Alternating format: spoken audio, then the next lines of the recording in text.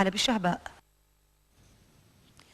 كشف موقع والا الصهيوني عن اجتماع سري عقد الأسبوع الماضي في نيويورك بالولايات المتحدة الأمريكية ضم وزيرة القضاء الصهيونية تسيبي ليفني ووزراء خارجية وشخصيات سياسية من دول عربية لا تقيم علاقات دبلوماسية مع تل أبيب.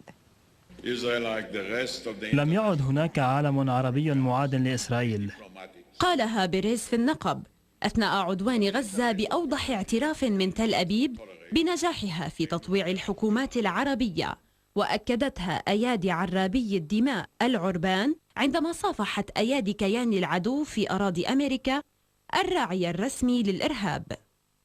موقع والا الصهيوني كشف عن كواليس عشاء سري جرى في نيويورك حضره 20 شخصا فقط، جمع كلا من وزيرة العدل الصهيونية تسيبي ليفني وعدد من المسؤولين والوزراء العرب الذين انضمت دولهم للتحالف الدولي في مواجهة تنظيم داعش الإرهابي.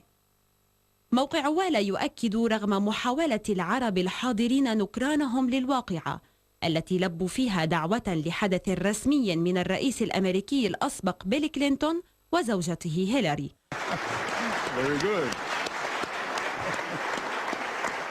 مصادر صحفية نقلت عن دبلوماسي صهيوني تأكيده أن هناك لقاءات أكثر أهمية وسرية تجري بين مسؤولين من كيانه ودول خليجية، وتكون أحيانا تحت غطاء زيارات تضامنية تقوم بها تلك الدول إلى المناطق الفلسطينية.